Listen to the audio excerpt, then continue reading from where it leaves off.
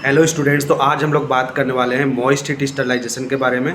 और moist heat sterilization में हम लोग समझने वाले हैं पास्चुराइजेशन मेथड को। तो पास्चुराइजेशन एक ऐसा मेथड है जिसमें हम लोग पार्शियल स्टरलाइजेशन करते हैं मिल्क को सेफ रखने के लिए, लंबे समय तक उसको रखने के लिए और उसके जर्म्स को कील करने के लिए। इसको मैं पार्शियल स्टरलाइजेशन मेथड इसलिए बोल रहा हूँ क्योंकि इसमें 97 to 99% माइक्रो ऑर्गेनिज्म कील होते हैं, 100% कील नहीं होता।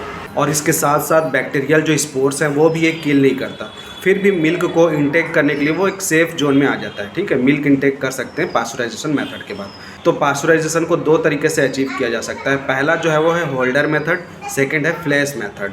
तो होल्डर मेथड में क्या करते हैं हम लोग, मिल्क को जैसे कि हम लोग घर पे हीट करते हैं, पतीले पे हीट करते हैं ना, गंजी पे, वैसे ही एक स्टेनलेस स्टील का बड़ा सा टैंक रहता है, उसको हीट उसमें लेते हैं। लेकिन वो जो टैंक है वो डबल वॉल्ड रहेगा, मतलब उसमें से एक स्टीम ब्लो करने के लिए गैप रहेगा। ठीक है, हम लोग इसमें डायरेक्ट हीट नहीं करते, स्टीम से हीट करते हैं। तो डबल वॉल्ड रहेगा, उसमें से स्टीम जाएगा और मिल्क हीट होते रहेगा। इसके साथ साथ जो टैंक है उसमें एक एजिटेटर लगा रहेगा, मतलब एक स्टीरर करने का इक्विपमेंट लगा रहेगा जो कंटिन्यूस उसको एजिटेट करते रहेगा। घर पे हम लोग जब मिल्क हीट करते हैं तो आप लोग देखे होंगे ऊपर स्किन जम जाता है, मलाई जो बोलते हैं हम लोग, तो वो जमने से हमको रोकना रहता है। ठीक है, एक कंटिन्यूस वे पे इसको करना रहता है, तो वो जमने नहीं देने के लिए हम लोग स्टीरर करते रहते हैं कंटिन्यूस।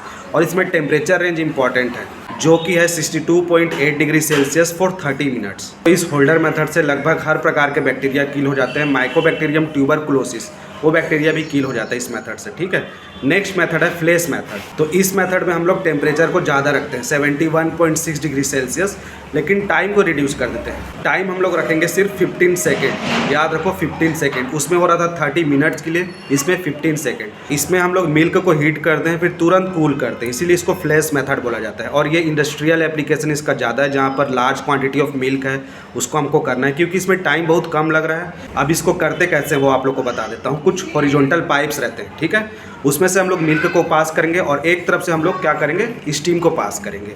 मतलब हॉरिजॉन्टल पाइप्स के बाहर जो है स्टीम ब्लो होते रहेगा और ट्यूब के अंदर मिल्क पास होते रहेगा। उससे क्या है, कांस्टेंट टेम्परेचर मिलता रहेगा मिल्क को, फिर वो जो है स्टरलाइज होकर बाहर निकलेगा। तो ये एक कंटिन्यूस प्रोसेस है, बहुत कम टाइम टेकिंग है, इसलिए इसका इंडस्ट्रियल एप्लीकेशन ज़्यादा है as compare to holder method. So आपको टेम्परेचर रेंज याद रखना है पास्चुराइजेशन पे। देखो, होल्डर मेथड है और फ्लैश मेथड। होल्डर मेथड में 62.8 डिग्री सेल्सियस फॉर 30 मिनट्स और इसमें है 71.6 degree Celsius for 15 minute flash method पे।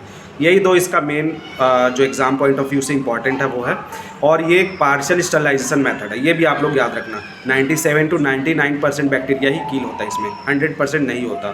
फिर भी मिल्क जो है सेफ रहता है कंज्यूम करने के लिए और उसको लंबे टाइम तक हम लोग रख सकते हैं। ठीक है, this is all about pasteurisation. Meet you soon on the next video. Till then, thanks for the watching. Thank you.